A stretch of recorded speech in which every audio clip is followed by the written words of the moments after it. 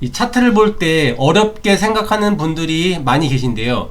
기본 원리는 똑같습니다. 올라가는 종목과 하락하는 종목의 추세와 패턴을 만드는 기본 원리가 똑같다라는 것입니다.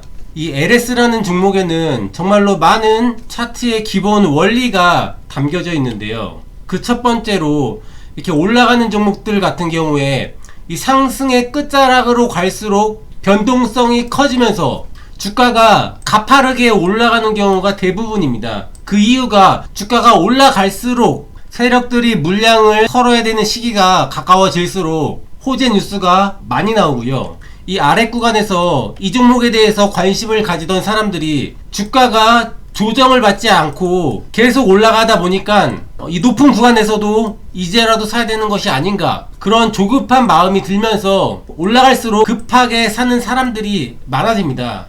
그래서 주가가 가파르게 상승을 하는 거고요. 이것을 추세의 관점으로 보게 되면은 이 저점과 저점을 연결하게 되면은 상승 추세선을 만들 수가 있는데요. 이 저점과 저점을 연결한 상승 추세선의 기울기가 점점 가파르게 만들어지는 종목이 있다라고 한다면 그 종목은 상승의 끝자락으로 가고 있다라고 생각을 하면 되고요. 그런 종목들은 이 고점에서는 조심을 해야 됩니다. 이렇게 점점 가파르게 올라가던 주식이 고점을 찍고서 조정을 받기 시작하면은 대부분 이런 강한 종목들은 한 번에 외봉으로 죽는 경우는 거의 없고요. 죽더라도 어느 시점에선가 반등이 나오게 됩니다. 근데 그 반등이 이 전고점을 돌파하지 못하고 쌍봉을 만들면서 밀리게 되면은 그때는 정말 조심을 해야 되는 거고요.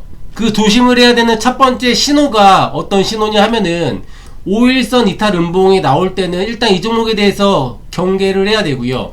두 번째는 상승 추세선을 계속 만들 수가 있죠.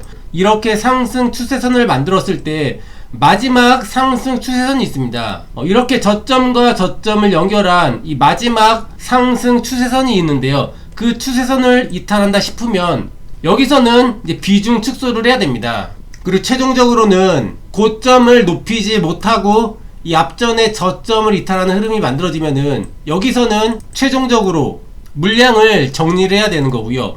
이 종목 같은 경우에는 여기서 이 전저점을 이탈하는 음봉이 나왔습니다. 이런 음봉 뒤에 빠르게 이 이탈된 전저점 자리를 회복을 하지 못하면은 매도를 해야 되는 거고요. 이런 종목은 주가가 추가적으로 빠지는 경우가 많고요. 반등이 나오더라도 이 이탈된 저점 라인이 강력한 저항이 됩니다. 여기서 대량 거래를 수반하면서 주가가 장대 양봉으로 올라왔습니다. 그럼에도 불구하고 이탈된 저점 자리를 뚫어내지 못하고 저항에 부딪히고 밀리죠. 이런 게 바로 주가의 기본 원리고요. 이 차트를 거꾸로 보겠습니다. 이 구간을 보게 되면은 이 고점과 고점을 연결한 이 하락 추세선을 만들 수가 있는데요. 이 하락 추세선의 기울기가 점점 가파르게 하락을 하죠. 이러한 종목들은 바닥이 점점 가까워지는 겁니다. 이 아까 말씀드렸던 부분이 기울기가 가파르게 올라가면서 상승으로의 변동성이 커지는 종목은 이제 조심을 해야 되는 건데요. 반대로 하락의 기울기가 점점 가파르게 빠지는 종목들은 오히려 관심을 가져야 됩니다. 이런 종목이 바닥을 찍고서 반등이 나오고요. 재차 눌렸다가 이 앞전에 전저점을 지키면서 올라가게 되면은 그거는 쌍바닥이 되는 거죠. 그래서 아까와 반대로 이렇게 하락의 기울기에 커지던 종목이 이렇게 쌍바닥을 만들면서 5일선을 돌파하는 양봉이 나왔다라고 하면은 주목을 해야 되는 거고요. 이후에 추가적으로 이 앞전에 전고점 자리를 돌파하는 양봉이 만들어지게 되면은 눌릴 때 매수 관점으로 접근을 할 수가 있는 겁니다. 왜냐면 이런 종목들은 추가적인 상승이 나오다가 조정을 받더라도 이 돌파된 전고점 부근에서는 지지가 나올 가능성이 높은 거고요. 여기서 지지받고 또다시 올라가면서 이 상승 추세가 유지가 될 수가 있습니다. 이 차트를 거꾸로 보니까 이 상승과 하락이 같은 원리로 진행이 되는 거죠.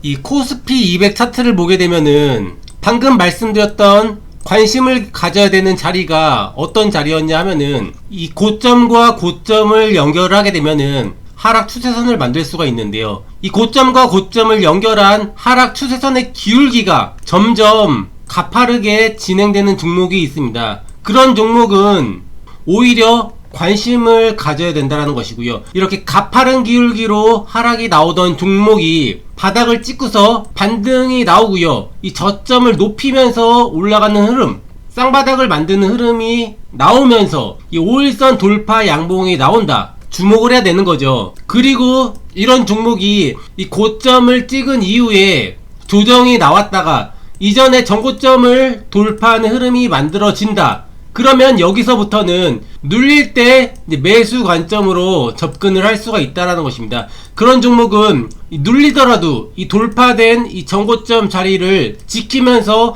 움직이는 경우가 많이 있고요. 이런 종목들이 상승 추세를 만들면서 추가 상승이 지속되는 경우가 많습니다. 이게 바로 하락에서 상승으로 전환되는 주가의 기본 원리이고요. 이 반대가 상승하던 종목이 하락으로 전환되는 기본 원리입니다. 이 LS라는 차트의 그 이후의 흐름을 추가적으로 살펴보겠습니다. 기울기가 가파르게 상승하던 종목이 쌍봉을 찍고서 5일선 이탈 음봉이 나오고 이 추세선을 이탈하는 음봉이 나오고 이 전저점을 이탈하는 음봉이 나오고 눌렸을 때 반등이 나왔는데 이 이탈된 전저점 자리를 돌파하지 못하고 저항받고 밀린다. 이 종목은 이 상승 추세가 고점과 저점을 낮추는 하락 추세로 전환이 된 겁니다. 이후의 흐름도 마찬가지입니다. 이 전저점 자리가 있죠. 이 종목 같은 경우에는 고점을 낮추고 저점을 이탈을 했습니다. 하락 추세가 계속 유지가 되는 건데요. 이 앞전에 전저점 자리를 이탈을 했기 때문에 추가적인 하락이 나올 가능성이 높은 거고요. 이런 종목이 반등이 나오더라도 그 반등이 이 이탈된 전저점 자리에서는 저항에 부딪히고 재차 밀릴 수가 있다라는 것입니다. 그래서 지금 주가의 움직임이 이 이탈된 전저점 자리에서 저항받고 밀리면서 추가 하락이 계속 만들어지는 거고요.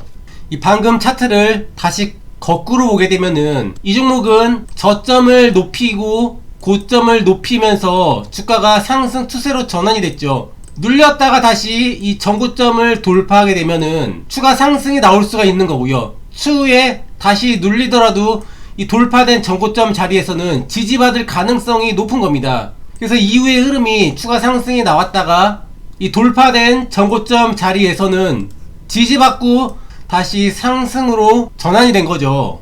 그러면서 이 5일선을 타고 올라가면서 연속 양봉이 나오고 있습니다. 제가 이전에 설명드렸던 패턴인데요.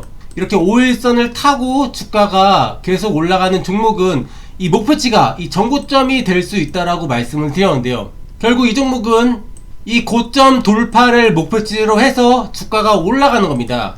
반대로 거꾸로 보게 되면은 이렇게 하락하는 종목은 이 목표치가 이 전저점을 이탈하는 것을 목표치로 해서 주가가 빠지는 겁니다.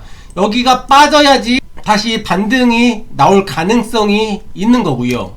이렇게 차트가 움직이는 기본 원리는 똑같습니다. 이 상승하는 차트의 기본 원리를 알게 되면은 하락하는 차트도 당연히 알 수가 있는 거고요. 이런 부분을 계속 반복해서 공부를 하게 되면은 자연스럽게 주식 실력이 높아질 수가 있는 겁니다. 그래서 오늘은 기본적인 차트가 만들어지는 원리에 대해서 설명을 드렸고요. 한번 몇 번 보시게 되면은 쉽게 적용을 할 수가 있을 겁니다. 감사합니다.